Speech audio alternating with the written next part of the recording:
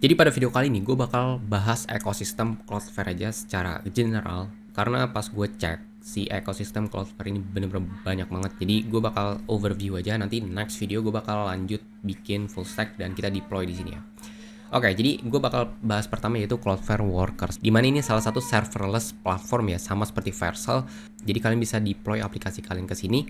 Dan di sini tuh udah support banyak banget ya. Contohnya di sini ada React ya, React, Vue, Svelte, kemudian ada Next, Astro, React Router, dan masih banyak lagi. Kemudian untuk database ya, di sini kalian tuh bisa pakai JavaScript, TypeScript, Python, Rust, dan masih banyak lagi. Dan menurut gue ini bagus banget ya dibandingkan, ya bagus banget ya, bukan dibandingkan. Kemudian di sini kita bisa observability ya. Kemudian di sini ada free dan grow with flexible pricing. Dan menurut gue ini salah satu yang enak banget dari Cloudflare. Jadi kalian punya free tier ya, dan menurut gue free tier-nya udah cukup ya kalau kalian tuh bikin aplikasi yang sederhana, pengen deploy, punya database dan segala macam. Dan di sini dia bisa bikin front end application, kemudian back end application, kemudian serverless AI inference, kemudian di sini ada background jobs, kemudian di sini ada monitoring. Dan menurut gue ini udah lengkap banget ya untuk aplikasi-aplikasi yang ada di dunia ini gitu kan. Cron jobs, kemudian workflow, kemudian ada antrian segala macam. Dan di sini kita bisa integrate workers ke di sini storage ya. Connect to external service like database, API, and storage via bindings, enabling functionality with just few lines of code. Jadi dia punya filosofi ya. Jadi cuman nge-enable beberapa external resource dengan beberapa baris kode. Ya menurut gue ini seamless banget integrationnya pasti. Di sini ada durable objects ya, ada buat untuk real time ya. Kemudian untuk D1 di sini ada SQLite. Ini kayaknya SQLite sih, gua rasa. Serverless SQL database built for fast global queries. Intinya SQL database aja gitu. KV di sini ada case ya. Key value storage for fast at case read. Sebenarnya ini semacam Redis, tapi mungkin bukan Redis gitu kan. Di sini ada queue atau antrian, kemudian di sini ada hyperdrive. Gua nggak tahu ini apa ya. Coba kita cek ya. Turn your existing regional database into global distributed database. Atau ini mungkin itu kali ya, replika ya, gue lupa. Atau mungkin replika ya. Oke, di sini ada compute ya, di sini ada workers AI, di sini kita bisa jalanin machine learning ya, menurut gue gila banget sih ini. Kemudian di sini ada workflow. Oke, di sini mungkin ini kayak semacam ya cron job sih, hitungannya kayak misal setiap hari itu kita pengen ngelakuin X, apa aja itu bisa pakai workflow. Kemudian ada Vectorize untuk database vektornya, kemudian ada R2 untuk database ya mungkin objek ya seperti gambar, kemudian video segala macam. Dan di sini ada browser run ya, programmatic serverless browser instance. Ini mungkin untuk agentic, kalau kalian bikin agentic dan si agent ini butuh browser bisa pakai ini, gue yakin. Kemudian di sini ada media, ada case atau CDN, dan juga ada images. Dan ini fitur-fitur workspace atau ekosistem workspace yang menurut gue lengkap banget di dalam satu platform. Di sini gue bakal bandingin atau sama Vercel. Jadi kita review bareng-bareng apa yang Cloudflare punya dan Vercel itu nggak punya, atau sebaliknya ya. Oke, di sini gue udah ke Vercel dan ini ada beberapa ini gue ya, project-project gue. Gue bakal ke dokumentasinya aja langsung. Bisa nggak sih kita cari dokumentasinya dulu ya? Oke, di sini gue udah sampai di Vercel ya, dan ya gue zoom dulu di sini. Gue tadi kemana ya? Oke, jadi sebenarnya kalau bisa gue lihat ya, ini sebenarnya sama aja sih. Kalau misalnya kita lihat deployment, ya di sini deployment. Oke, kemudian di sini logs-nya, analytic, speeds ya, insight-nya. Di sini ada firewall juga, sama si CDN juga punya. Oke, di sini ada env environment. Cuman gue pengen coba cek. Nah, contoh di sini gue pengen create sebuah database gitu. Jadi untuk kita create database, kita itu bisa coba untuk misalnya ini apa nih? Create blob. Ini blob store. Maksudnya apa ini? Oke, di sini gue udah balik lagi ya. Jadi gue baru aja nemu nih si products-nya si Vercel. Jadi sebenarnya ini banyak banget juga ya sebenarnya. Di sini ada account management, sync in with Vercel, activity log, deployment protection, directory sync segala macam. Di sini dia juga punya built-in AI SDK, ada Vercel Agent, AI SDK, AI Gateway, MCP, Agent Resource, dan Eve. Ini yang baru dari dia. Dan menurut gue si Vercel ini udah lengkap banget juga sih sebenarnya. Tapi yang gue nggak suka dari dia adalah dia terlalu rumit banget ya, dan terlalu fitur-fitur itu bloated semua ya. Contoh di sini tuh banyak banget ya kalau kalian lihat. Padahal cuma deployment lah. Kemudian di CDN ini juga ada banyak, ada overview. Oh, di sini ini perintilannya ya. Di sini partial rendering, caching, system rendering, CLI, collaboration, compute, di sini ada function, sandbox. Sandbox ini untuk agent hidup ya, BTW. Container registry, dan ya masih banyak lagi ya. Banyak banget sih di sini. Literally banyak banget. Di sini oh iya benar. Trace, ada platform juga. Di sini pricing, security-nya, storage-nya. Nah, di sini kita lihat storage-nya ya.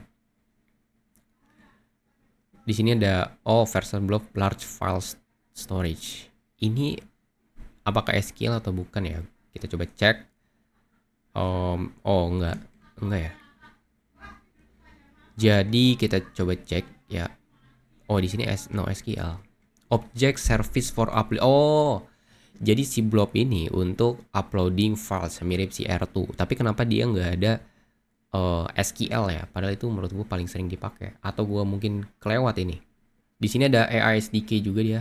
Oke. Di sini blob. Kita balik lagi. Balik. Nah, di sini kita coba cek ya. Di sini dia juga ada sih. You should use. Oke, di sini kita harus pakai marketplace storage if you need Postgres, kemudian Redis, NoSQL database segala macam. Jadi kita harus pakai si Neon, Upstage, Supabase gitu. Which mean ini salah satu third party. Jadi kalau kalian pengen, misalnya kalian deploy ini di Vercel dan kalian itu butuh yang namanya database ya, kalian harus pakai third party. Atau mungkin kalau kalian rencana nih untuk deploy di Vercel ya, kalian harus pakai misal stack Vercel Supabase, kemudian Vercel Neon segala macam. Dan ya itu salah satu stack yang gue selalu pakai juga dulu gitu. Bahkan sampai sekarang. Pas gue ketemu si Cloudflare ini menurut gue gila banget sih. Ini tuh bener-bener literally lengkap banget ya. Mulai dari tadi kita bisa deploy ke serverless kita. Kita bisa deploy aplikasi ke serverless function. Kemudian kita bisa juga create database-nya, kemudian kita bisa juga punya case-nya, kemudian kita punya antriannya, kemudian kita bisa juga nyimpen gambar, video, ya objek ya. Kemudian kita juga bisa bikin aplikasi AI ya, atau ya workers AI, workers AI ini untuk GPU-nya ya, untuk serverless GPU. Sedangkan kalau misalnya tadi mana ya? Oh, tadi ada enggak. Gini. Jadi si Workers AI itu ada AI Gateway, Vectorize, kemudian di sini ada juga tadi ya. Jadi kalian tuh di sini tuh udah punya semuanya gitu. Kalian jadi nggak perlu pindah-pindah platform. Tapi tadi kelemahan dari kalau kalian stick di satu platform adalah kalau kalian misalnya aplikasi itu makin membesar, otomatis tagihannya itu juga makin membesar karena nanti terkunci di satu platform ini doang gitu. Itu jebakan kalau kalian itu pakai satu platform atau ibaratnya platform yang billing ya, yang tipenya itu billing. Dan ya sebenarnya ya itu emang trade off. Kalau kalian pengen nyaman segala macam, kalian bisa pakai si Cloudflare. Tapi kalau kalian itu aplikasi itu masih kecil atau pengen coba-coba deploy, aplikasi gue ini ada misalnya aplikasi Next.js, kemudian React, kemudian gue ada database-nya, kemudian ada pengen nyimpen gambar. Nah, menurut gue Cloudflare ini bagus banget kalau kalian itu masih awal-awal ya. Jadi kalau misalnya aplikasi kalian udah bener-bener gede trafficnya ya, kalian harus coba untuk consider memilih kira-kira provider mana yang cocok, atau ibaratnya supaya cocok ya untuk budget kalian dan segala macam. Oke, langsung aja kita bakal explore langsung ke dashboardnya. Jadi gue udah buka dashboard sebenarnya. Oke, di sini gue udah bikin akun. Dan sebenarnya gue udah pakai sih ini. Kayak misalnya dari domain, gue udah pernah register domain gue. Dan juga di sini gue udah deploy beberapa static file ya. Itu di sini. Nah, di sini. Jadi gue udah deploy beberapa ya. Jadi simple banget ternyata pas gue coba. Jadi kalian tinggal ke bagian compute dan workers pages. Ya, workers and pages. Kemudian kalian create application, dan di sini ada pilihan nih. Kalian bisa connect ke GitHub atau connect ke GitLab atau mungkin start ya, atau pakai template. Coba kita pakai template kali ya. Oke, di sini ada Astro ya, Fit React template. Nah, ini menurut gua paling sering kalian pakai ini pasti Fit. Tapi di sini gua pengen coba untuk ya Oke lah, ini Astro. Atau mungkin gue bakal pakai static file aja deh, biar simpel. Jadi kalian tuh bisa upload your static file ya. Ini kayak basically kayak HTML, CSS, JS. Kalian tuh bisa kalian upload secara gratis. Mungkin ini udah lama banget ya. Gue tahu kalau misalnya Cloudflare itu bisa deploy aplikasi static file ya, seperti GitHub Pages kalau ya, seperti GitHub Pages. Tapi di sini pas gue baca dokumentasinya, ternyata dia itu bisa juga upload syntax.js ya. Menurut gue ini menarik sih. Oh sorry, Next.js. Di sini ada ya kan Next.js. Di sini hampir semua itu support ya. App router, pages router, route, React server component, SSR, ISR segala macam. Dan ya menurut gua, dan kalau kalian lihat ya di sini tuh simple banget ya. Jadi kalian bisa create, ya, kemudian kalian bisa run, kemudian kalian bisa langsung preview. Dan di sini ada Next.js detected, di sini bisa langsung buka worker ya. Jadi dia mungkin bikin workernya satu atau dua, satu ya. Ini ya. Oke, ini Next.js, tapi gue udah lama sih nggak pakai Next.js. Apakah bisa kita itu pakai 10 stack start? Nah, ternyata bisa ya pakai 10 stack start juga. Jadi ini salah satu stack yang gue pakai, 10 stack start, untuk bikin aplikasi full stack. Dan ternyata support di Cloudflare. Dan menurut gue ini langka banget. Sedangkan, dan di sini dia punya agent SDK-nya juga ya. Menarik. Oke, chat. Jadi sebenarnya Vercel dan Cloudflare ini menurut gue benar-benar saingan banget ya. Jadi si Vercel ini juga punya AI SDK dan agent SDK-nya juga nggak kalah lengkap sih di sini. Dan chat agent, Slack agent, voice agent, browser agent, email agents. Dan ini mungkin alternatif si Vercel dan menurut gue ini bagus banget ya, udah lengkap banget untuk ekosistemnya. Oke, balik lagi, gue bakal langsung upload static filenya. Jadi gue bakal ke designpakai.ai.com. Ini salah satu platform gue untuk bikin UI. Jadi kalau kalian pengen bikin UI yang proper, kalian tuh bisa langsung aja ke sini, designpakai.ai.com. Dan di sini gue udah bikin landing page ya dan beberapa pages ya, dashboard admin. Ya kan, di sini dashboard admin, gue bisa pindah-pindah halaman segala macam. Dan ya, gue bakal langsung aja export. Kemudian di sini gue bakal langsung export HTML-nya aja ya. Oke, di sini udah terekspos. Oke, di sini udah terekspor, jadi gue bakal langsung aja deploy ya. Jadi gue balik lagi ke sini, kita create application, kemudian di sini upload static file, kemudian di sini kita pilih yang folder, dan kita pilih folder yang kita pengen upload tadi. Oke, kita upload dan kita deploy. Kita tunggu aja sampai uploadnya ini selesai. Oke, di sini udah masuk ya, kita ke workersnya dan ya di sini udah terdeploy. Coba kita cek apakah udah bisa dikunjungi atau belum. Oke, udah bisa ya. Dan kita klik. Oke, udah bisa ternyata. Oke. Di sini ada admin page-nya, verifikasi pembayaran, dan menurut gua seamless banget ya. Dan menurut gue ini seamless banget. Jadi kita itu bisa langsung deploy aplikasi kita. Dan mungkin pada video kali ini gue bakal show untuk static dulu aja ya, karena biar videonya nggak kepanjangan. Di sini gue bakal coba lihat ibaratnya limitnya ya, kira-kira seberapa banyak limitnya. Oke, jadi kita bisa lihat ya di sebelah sini. Oke, jadi kalau kalian bayar ya worker paid plan, kalian itu bisa dapat sekitar 10 juta request per bulan. Kemudian CPU times-nya sebanyak 30 juta ms per month. Kemudian ada buildernya, ada slotnya ya, build means-nya, durable object, KV, kemudian D1-nya, antriannya, workers AI, vectorize segala macam. Ini mungkin request-nya segala macam. Dan di sini ada kalau misalnya kalian over usage, kalian itu bakal dikenain sekitar segini. Dan ya oke sih menurut gue, masih oke. Gue pengen cari ibaratnya antara bayar dan gak bayar ya. Mana ya tadi? Oh ini, view limits. Kelihatan nggak? Gue bakal pindahin kamera gue dulu. Oke. Di sini untuk limits ya, kalian bisa lihat ya di bagian sini. Di sini kita bisa mendapatkan request, limit request sebanyak 100.000 per hari. Jadi kalau mungkin ya, ini dugaan gue, kalau misalnya kalian itu di atas dari 100.000 per hari, kalian itu bakal dikenain charge ya di billing kalian. Kemudian di sini ada observability ya, events today, limit itu di 200.000. Dan di sini ada jumlah request ya. Kita coba cek. Nah, tapi kalau misalnya kalian pakai serverless seperti ini, memang simple gitu. Deploy-nya gampang, segala macam, semuanya lengkap.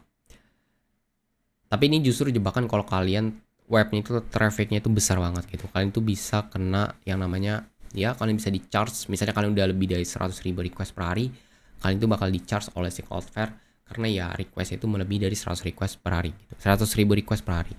Kemudian ini kan kelemahannya yaitu namanya itu jelek banget ya, raw art, nama gua, kemudian di sini ada workers.dev, dan menurut gue ini jelek banget. Kalau kalian tuh pakai domain ya pasti ini dibilang kayak aplikasi gratisan lah, aplikasi nggak modal segala macam.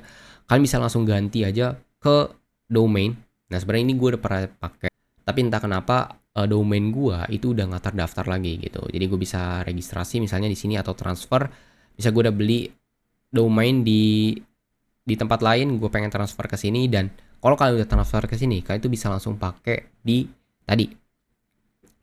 Kita bagian compute di bagian sini. Jadi kita bisa klik, kemudian kita bisa bentar ya. Nah, di sini kan ada domains ya.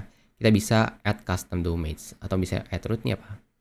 Oh, intinya seperti itu ya. Jadi kita bisa tambahin domain, dan simple juga sih. Kalau kita udah punya domain yang kita registrasi atau kita daftarkan di Cloudflare, itu bakal ya kita gampang banget untuk tinggal ya udah kita tinggal pilih dan nanti tapi kebetulan di sini gua nggak punya ya. Oke, di sini kita coba binding ya.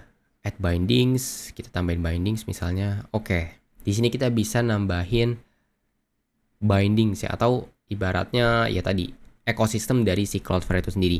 Di sini ada lengkap analitik, kemudian browser, D1, untuk database SQL, email service, segala macam mudah, banyak lagi. Dan menurut gue ini UX-nya itu jauh lebih simpel dibandingkan tadi Vercel ya. Kalau gue ada coba, udah lama sih gue nggak pakai Vercel, tapi pas gue coba ini pertama kali, ini jauh lebih simpel gitu.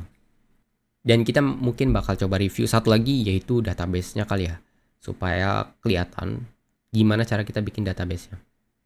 Oke, jadi kita tinggal ke storage and database.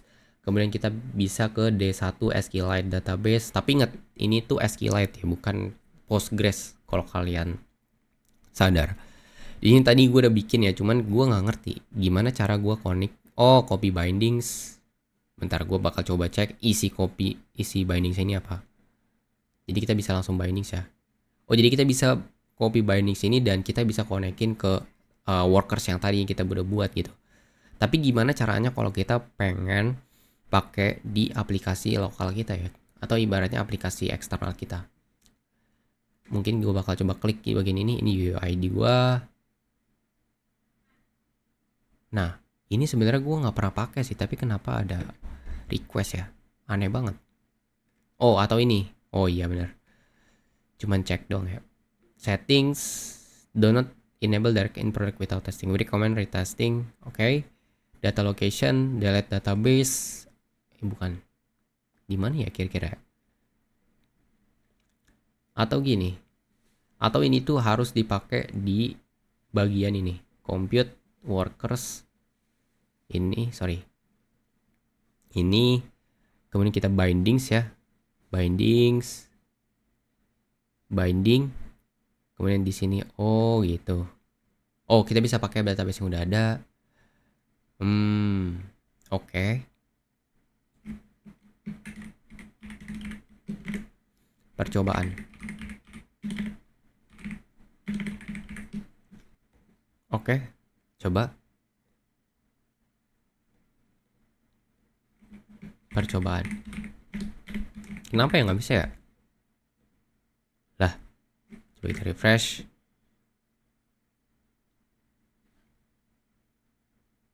Harusnya sih langsung muncul. Oke, di sini dia belum bisa binding ya. Oke, tadi gue ada sempat binding cuman belum bisa, tapi nanti di next video gue bakal coba untuk bikin aplikasi full stack ya. Kalau misalnya kalian suka dengan pembahasan seperti ini, kalian bisa komen aja. Nanti gue bakal lanjut video ini, mungkin bikin aplikasi full stack kecil-kecilan. Kita sambung database dan juga R2. Apakah seamless itu atau mungkin malah ribet gitu kan. Coba kita cek limitsnya ya. Jadi total database untuk yang gratis itu ada 10. Kita bisa dapat 10. Kemudian untuk raw reach-nya kita bisa dapat sekitar 5 juta limitnya, dan juga untuk tulisan ya, kita menulis ke database kita itu dapat sekitar 100k dan total storage-nya itu bisa sampai 5 GB. Menurut gue udah oke sih, udah oke buat ya gratisan gitu. Tapi tadi gue penasaran kenapa nggak bisa ya bindings. Nah kan belum muncul juga. Oke, tapi intinya menurut gue ekosistem si Cloudflare ini udah lengkap banget dan gue tertarik untuk explore lebih dalam tentang si Cloudflare ini. Jadi untuk video selanjutnya gue bakal coba untuk bikin aplikasi full stack, connect ke database dan kita langsung masukin ke si Cloudflare ini ya. Dan hati-hati kalau kalian tuh pakai yang seperti ini atau yang billing yang serverless, karena itu kalian tuh bayar per performance gitu. Jadi semakin banyak traffic atau ibaratnya semakin banyak ya intinya traffic ke website kalian, itu charge-nya itu akan semakin mahal. Tapi untuk awal-awal ini bagus banget kalau kalian tuh pengen coba untuk bikin aplikasi, deploy aplikasi, punya aplikasi full stack yang ada di internet. Ini bagus banget, tapi kalau kalian consider untuk serius untuk production, kalian tuh harus mikir 2 kali karena tadi semakin tinggi trafficnya, semakin tinggi ibaratnya penyimpanannya segala macam, itu akan makin mahal. Jadi itu dia, kalian tuh harus bijak ya dalam menentukan kalian mau pakai apa, kemudian apa yang kalian punya dan apa yang kalian pengen keluarkan. Jadi itu dia, kalau kalian tertarik dengan jadi itu dia pembahasan gue tentang Cloudflare, mungkin sedikit bloated, tapi intinya kalau kalian suka dengan format video seperti ini, kalian bisa subscribe channel gue dan like video gue. Dan next video gue bakal coba untuk bikin aplikasi full stack dan gue bakal coba deploy langsung ke Cloudflare dengan ekosistem yang lengkap punya mereka. Oke, sampai jumpa di video selanjutnya.